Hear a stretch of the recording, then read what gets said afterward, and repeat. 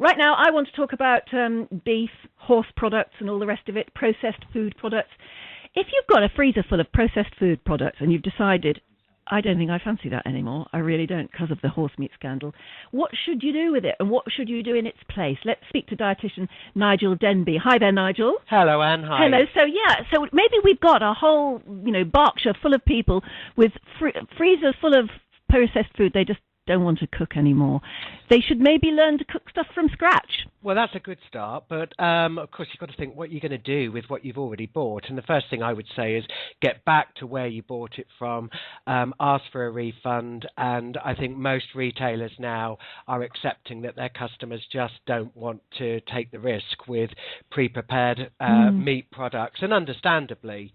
Yes, it's mince. When it comes down to it, it's probably things like mince or casserole type things where you can't tell what's in it. You can't see. You don't know. We're not really talking about lumps of steak as such. It's more things like bolognese sauces, cottage pies, shepherd's pies. Of course, we're not just talking about beef now as well. We are beginning to see that there's concern around poultry and lamb as well. So basically where a piece of meat has been taken and changed from its original format, so either minced or turned into sausages, that type of thing. Those are the areas to be concerned about. Yes. And I do think it's important to remember, before we even knew about this issue with horse meat, those very, very cheap ends of the market of bolognese sauces and shepherd's pies, they were never super high quality beef products. No, things like burgers where you could buy 8 for £1. Maybe you should always have thought, what's in this?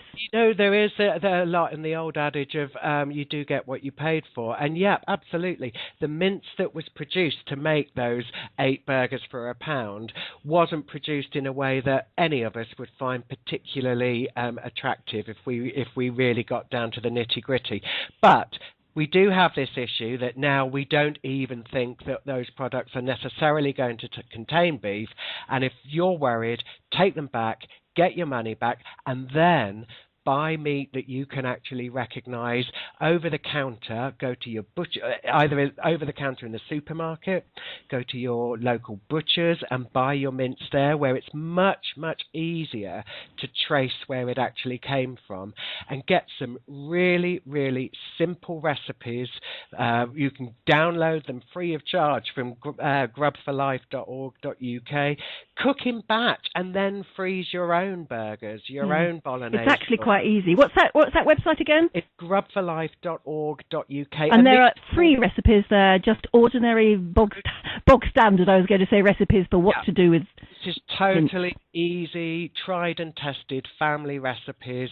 They take you no more than half an hour. And then, if you're making them in bulk, you can have 10 shepherd's pies quickly put together and thrown in the freezer. You never know, you might never actually go back to the budget ranges again. Nigel Denby, thank you very much indeed.